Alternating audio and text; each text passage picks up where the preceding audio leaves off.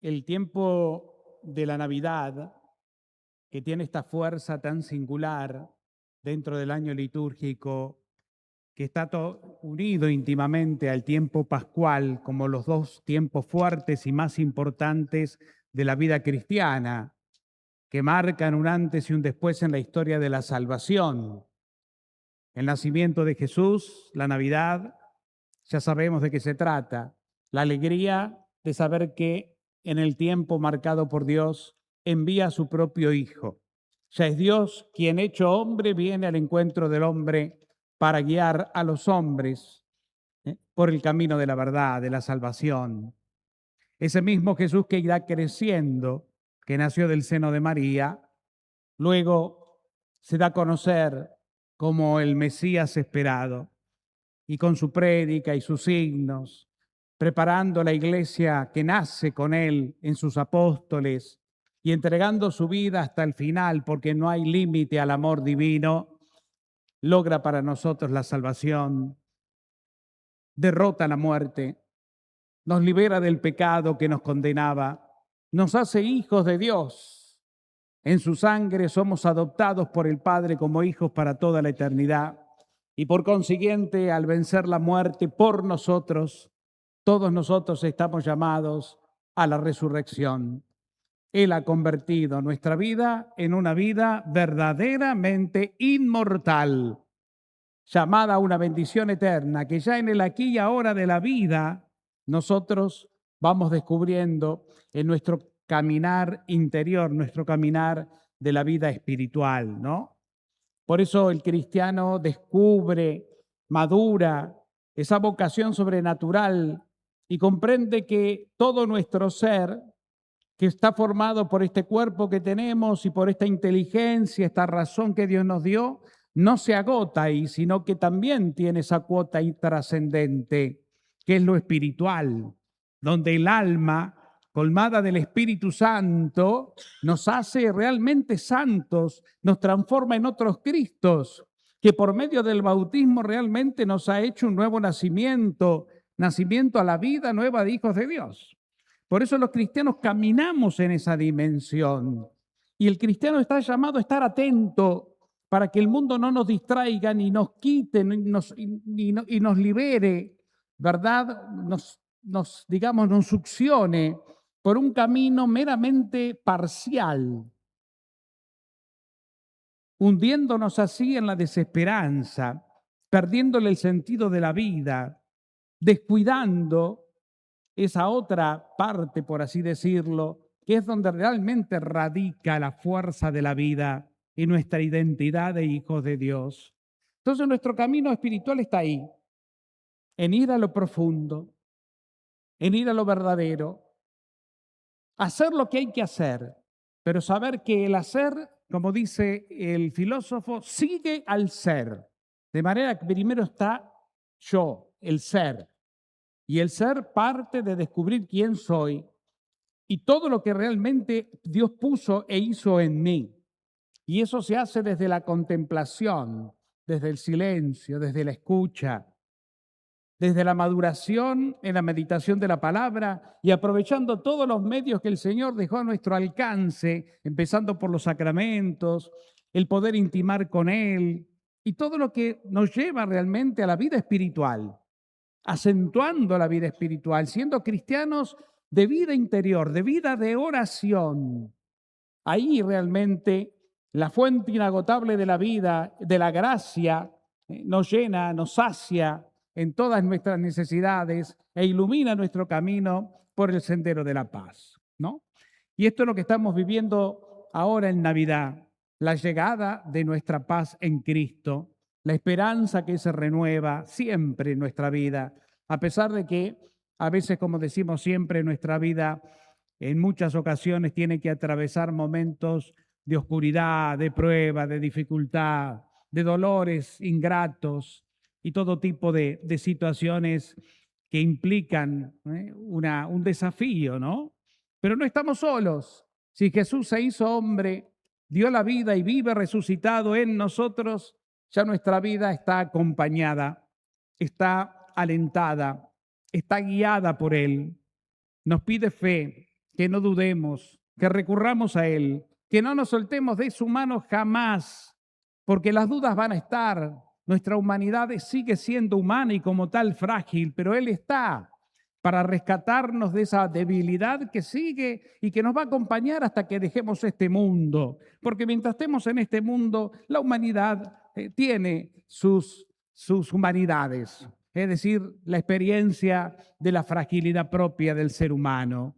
Pero el Señor está con nosotros. Vayamos a Él. Jesús vino, vayamos a Él. No dudemos de extender su brazo y decirle como Pedro, cuando lo ven caminar por el agua y un poco en su soberbia, digamos, le dice, si sos vos, Señor, que yo también pueda ir caminando. Bueno, vení. Y él baja y comienza a caminar ciertamente, pero el viento huracanado, los relámpagos, los truenos, las olas enloquecidas, le hacen entrar en miedo, en temor, y eso lo lleva a la duda. Por eso se hunde. Cuando entramos en la duda del amor que Dios nos tiene y de la seguridad que Él nos da, nos hundimos. Y nos hundimos en nuestra propia nada. Por eso inmediatamente Él grita, Señor, socórreme. Y Jesús le da la mano, te tengo, acá está. Lo levanta, lo rescata, lo saca a superficie, a vida. Y le dice, hombre de poca fe, ¿por qué dudaste? En fin, esa experiencia también es nuestra. Somos a veces hombres de poca fe u hombres distraídos por el mundo y eso genera duda y la duda nos lleva al hundimiento, a la desesperación. Pero no te olvides, aún en el momento más oscuro y más desesperado de tu vida, de gritarle a Él que está a tu lado y te entiende. Señor, socórreme.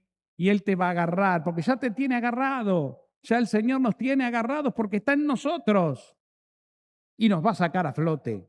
Aunque nos reproche a veces en ese suave y cariñoso tirón de orejas como a Pedro y nos diga, che, déjate de embromar, no seas hombre, no seas mujer de poca fe, no dudes, acá estoy. Acá estoy. Y aunque el mundo te muestre lo contrario y los golpes que te dé la vida sean fuertes y dolorosos, acá estoy. Y te entiendo, porque yo también, como me hice hombre, caminé la vida como hombre y viví todo igual a vos como hombre. Por eso te entiendo, porque yo también como hombre sufrí, temí y hasta también no dudé, pero tuve miedo. Tuve miedo. Sobre todo el miedo a la muerte. Qué increíble, ¿no? El miedo que Jesús le tuvo a la muerte, sobre todo a la pasión. Por eso le dice al Padre, si es posible, aparta de mí este cáliz, pero que se haga tu voluntad. Y la aceptó, porque sabía que el Padre le era fiel, el Padre que lo acompañó hasta las últimas consecuencias. Bueno, hermanos, contamos con un Dios humano que nos acompaña en el camino de todos los días y es garantía de nuestra victoria ante cualquier situación adversa que nos toque vivir. Y hoy, en este domingo siguiente a la Navidad, ya por tradición, porque la Navidad, como les dije, junto con la Pascua son las dos fiestas o solemnidades más importantes que tiene la Iglesia. La Iglesia nos invita litúrgicamente a prolongarla durante 8 días, lo que se conoce como la octava, en este caso de Navidad. Y en estos 8 días de Navidad estamos viviendo el misterio que vivimos el 24 a la noche y prolongamos el 25 y se prolonga en estos días santos con la alegría del bien nacido, con la alegría del Emanuel, de que Dios está con nosotros. Entonces, al domingo siguiente a la Navidad, nos invita la Iglesia a poner nuestra atención en el fruto de la Navidad, que es Cristo que ha nacido, pero como hombre, porque así es la voluntad de Dios, necesitó una familia. El hombre para nacer, para tener vida, necesita el seno de una familia como fuente y origen sagrado de la vida. Y por eso hoy celebramos a la Sagrada Familia de Nazaret. Esta Sagrada Familia que ya es presentada de alguna manera en el Antiguo Testamento, como escuchábamos recién en el libro del Eclesiástico, cuando el autor sagrado hace como consejos un poco morales tal vez, pero de la importancia de honrar y honrarse en el seno familiar, ¿no? El que cuida a su padre y a su madre expía sus pecados. El que honra a su padre encontrará alegría en sus hijos. Cuando ores serás escuchado. El que presta ayuda a su padre no caerá en el olvido. El Señor estará de su lado. Cuando estés en la aflicción, el Señor se acordará de ti, por la importancia que significa honrar a tu padre, honrar a tu madre. Lo sagrado de siempre, el seno de la familia. Y fíjense por qué. Porque el origen de la familia es el mismo Dios, el misterio trinitario. Padre que tiene un hijo, y ese hijo y ese padre se aman en un amor tan eterno y poderoso, del cual se entiende la tercera persona, que es el Espíritu Santo. Por eso, el Espíritu Santo concretamente es el amor entre el Padre y el Hijo, en un misterio de unidad eterna, en un solo Dios, ¿sí?, en toda su potencialidad creadora, que es amor. Por eso Dios crea por amor, pronunciando una palabra, el verbo del Padre, ese que después se hace carne, Jesucristo el Señor. Pero esa palabra es eterna y esa palabra es el imperativo, hágase. Y el amor imperativo tiene poder y ese poder engendra vida. Y la vida es la creación. Y la creación, según Dios, quiso ser más bendecida todavía. Por eso Dios crea al hombre de una manera ya más excelsa. Por eso se piensa en sí mismo, se inspira en sí mismo y nos hace imagen y semejanza. Pero ven, siempre desde el seno de la familia divina. Por eso, cuando crea al hombre y a la mujer, el libro del Génesis nos dice que Dios vio que era muy bueno y se admiró de esa creación tan preciada y dijo, bueno, de ahora en adelante veo que el hombre está complementado con su compañera. Por eso el hombre dejará padre y madre y se unirá a su mujer y ya los dos no serán sino una sola carne. Lo que después en Jesucristo adquiere carácter sacramental, cuando nos dice que hay una alianza donde ya no son dos, sino un solo corazón y una sola alma. De ahí lo sagrado del matrimonio cristiano, de la familia cristiana.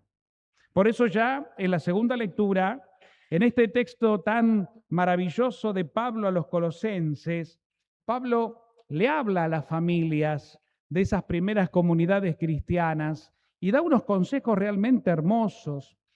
Cuando me toca celebrar los sacramentos, mejor dicho, el matrimonio, suelo recurrir frecuentemente a este texto, que realmente me resulta muy concreto, porque si bien es para toda forma de vida cristiana, en lo que hace a la vida familiar va como anillo al dedo, ¿verdad? Y fíjense cómo comienza Pablo hablándole a los colosenses como elegidos de Dios, sus santos y amados. Está hablando Pablo de que la unión del hombre y la mujer, el matrimonio, tiene un dejo vocacional. ¿Qué quiere decir? Que no es casualidad. Es un llamado de Dios.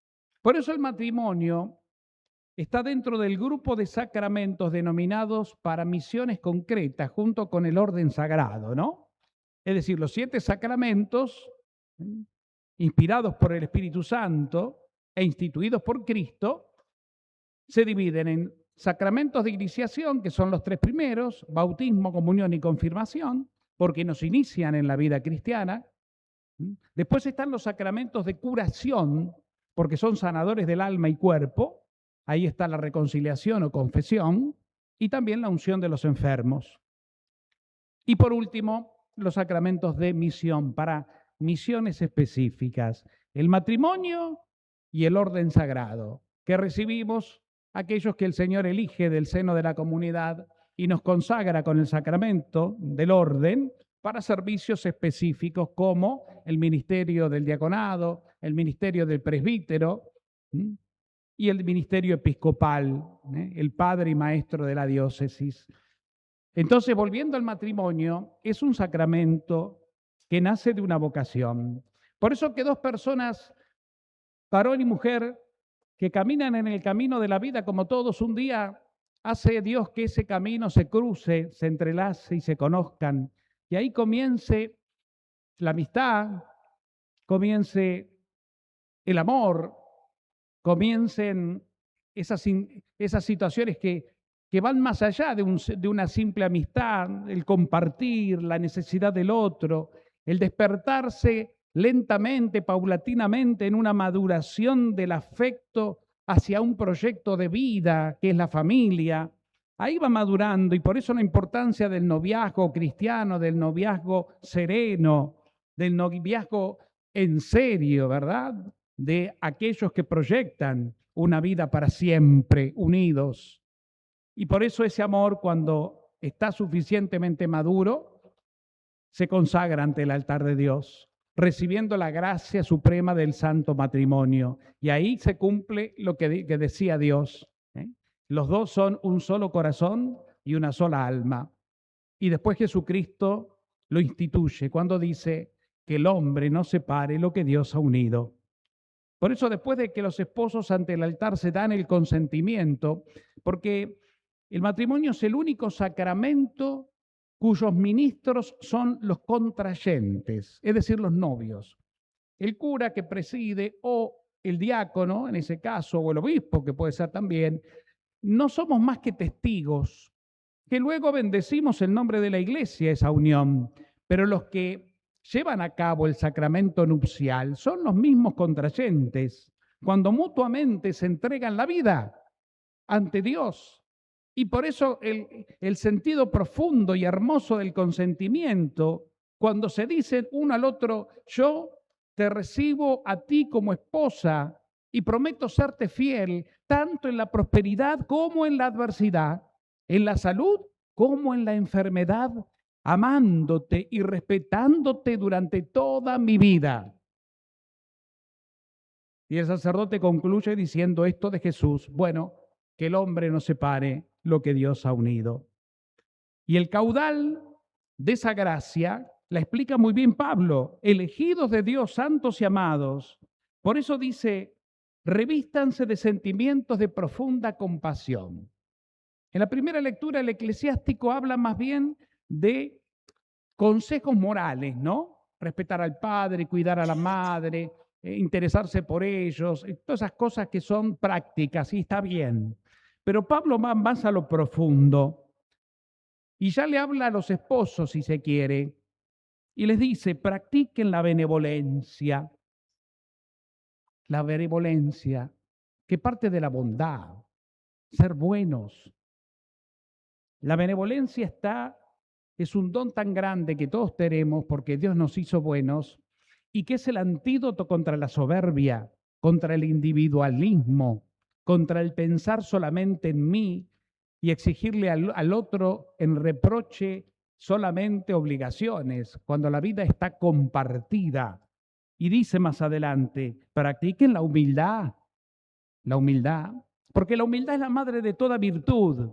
Cuando un hombre es humilde, como dice Jesús: aprendan de mí, que soy manso y humilde de corazón, y así encontrarán la gracia. Nos está invitando a eso, a tener un corazón humilde, porque la soberbia, que es lo contrario, es lo que genera pecado, es lo que nos aleja de Dios y por consiguiente de nosotros mismos, que somos los primeros que nos degradamos en la soberbia, y después con el otro, sea tu esposa, tu esposo o quien sea.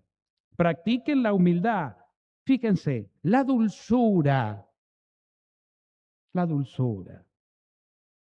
Sean dulces, esposos, los unos con los otros, parejas, sean dulces, novios, sean dulces, dulces. Y la dulzura se practica de muchas maneras, desde regalándole un dulce, concretamente, como también teniendo gestos de dulzura. Esa dulzura que cuando el otro está en un estado de irritabilidad o de crisis, yo no me pongo a la altura del estado en el reproche o en el enojo, sino más bien bajo los decibeles, y por eso la compasión. Lo comprendo, me pongo en su lugar, me pongo en su lugar. Y sigue diciendo: perdónense mutuamente siempre que alguien tenga motivo de queja contra el otro. El Señor los ha perdonado, hagan ustedes lo mismo. Sobre todo, dice, revístanse del amor, que es el vínculo de la perfección. Revístanse del amor. Y revestirse del amor es estar abierto al Señor. Por eso, la profundidad que tiene esta carta y sobre todo este capítulo con estos versículos es realmente profundísima, ¿eh? Es misteriosa, está llena de riqueza, porque cuando habla de revestirse del amor, habla de estar en comunión con Dios. Suelo decirle a los chicos o a los novios que se casan en el momento de la boda, miren, si realmente quieren hacer que su vida persevere en la fidelidad y puedan llegar hasta el final, hasta que Dios los llame de este mundo a su presencia unidos, miren, denle siempre el primer lugar a Cristo en su hogar. Hagan de su hogar una iglesia. Por eso cada matrimonio y cada hogar cristiano es una pequeña iglesia donde Cristo está y donde se celebra el sacramento del amor, que después se proyecta en otras pequeñas iglesias que son la familia, en la comunidad parroquial. Por eso la parroquia es familia de familias. Y por eso venimos a la gran familia de la comunidad para celebrar el sagrado sacramento, del cual todo otro sacramento se alimenta, se ilumina, se perfecciona, se fortalece y encuentra un sentido a pesar de la humanidad del otro, que es la Eucaristía. Revístanse del amor. Y el amor también implica que si tu casa es una familia, o mejor dicho, una pequeña iglesia donde Cristo está presente y ustedes le dan el primer lugar a Cristo antes que nada, oren juntos. Esposos, oren juntos. Oren juntos. Porque el que ora junto permanece unido. La familia que reza unida, decía Juan Pablo II, permanece unida. Y es verdad, a pesar de todo. Porque si el Señor está primero, el diablo se quedará en la vereda. Pero si el Señor no está primero, este se filtra por cualquier rincón, por cualquier agujero de la casa y empieza a revolverla. ¿Vieron como cuando te entran los ladrones y te despotrican la casa, te dan vuelta todo, te hacen un despiole terrible y uno se siente no solo que toquetearon y ensuciaron tus cosas, tus pertenencias, tu intimidad, sino también se sienten como ultrajados, la familia que entra al hogar y se la encuentra así. Bueno, así es el demonio cuando entra en un hogar en donde Dios está ausente, lo desarma, lo lastima, porque empieza a echarle leña al fuego y como conoce las debilidades, por ahí se mete. Y ahí donde vienen los reproches. No hay compasión, no hay humildad, no hay ternura, no hay dulzura. Al contrario, ¿qué hay? Reproches, falta de perdón. Y aparecen en el momento menos pensado los reproches del ayer. ¿Se acuerda? Ah, sí, pero vos te acordás y yo no me olvido de lo que me hiciste hace 40 años porque vos y ahora que me venís con esto y bla, bla. Sí, está bien, fallaron. Tal vez hubo infidelidades, tal vez hubo algún maltrato.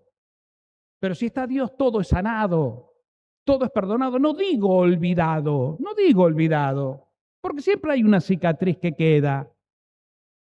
Pero ahí está sanada esa herida. Y si está sanada es porque Cristo la sanó. Y ya no es una cuestión de reproche, ya no es una cuestión de revolver basura vieja. Es una cuestión de misericordia, que miramos la vida unidos con esperanza, es decir, miramos para adelante de la mano de Dios. Por eso este día de la Sagrada Familia habla mucho sobre lo que es la familia. Y la familia es como Dios la quiso, sagrada. Y toda familia es sagrada. Cuando hay amor y hay conciencia y hay proyectos de vida y Dios es sagrada. Es una familia consagrada. Que por supuesto si tiene el sacramento del matrimonio, mucho mejor. A eso tiene que llegar. Por eso yo invito a aquellos que no lo hayan recibido y estén en condiciones de recibir el sacramento. Hoy día los chicos se juntan, viven solos, se van a vivir unidos, están juntos. Bueno, hoy es así, se estila eso. Pero ojalá algún día en ese conocimiento íntimo que tienen de convivir juntos, lleguen a la conciencia de decir, bueno, ¿qué tal si consagramos nuestro amor? ¿Qué tal si consagramos nuestra convivencia? ¿Qué tal si consagramos todo lo que juntos hemos hecho hasta ahora mirando para adelante y pedimos el sacramento del matrimonio? Porque nunca es tarde, al contrario. Porque el sacramento del matrimonio, insisto, consagra, da gracias especiales al hogar, al matrimonio, a los esposos y por consiguiente al fruto del amor que son los hijos. Qué importante entonces es este día donde contemplamos la Sagrada Familia, inclusive si echamos una ojeada al Evangelio, ¿no? Como ven, la Sagrada Familia de Jesús, María y José no la tuvo fácil. Nosotros nos obnubilamos de la Sagrada Familia como que fuera una realidad poética y etérea donde los ángeles danzaban. No, ¿escucharon? Apenas el niño nació, vino la decisión de Herodes de matar a todos los inocentes porque ahí, en medio de ellos, se había engendrado el próximo rey de los judíos. Tuvieron que huir a Egipto, siendo Jesús bebé, el exilio. Estuvieron exiliados, vaya a saber cuánto tiempo, en tierra extranjera, en una realidad que no es la de ahora, porque no es que se tomaron el primer avión, a pata, a lomo de burro, kilómetros y kilómetros, como cuando les tocó salir de Nazaret a Belén por el tema del censo y no encontrar lugar para nacer. Después estuvieron un tiempo exiliados en Egipto. Allí vino lo que vino. Y recién ahí donde escucha José, que era un hombre contemplativo y de oración, cuando habla de sueños, se habla de vida interior, porque solo en la vida interior, en el silencio interior, se escucha la voz de Dios. Y José era un tipo de vida interior, evidentemente.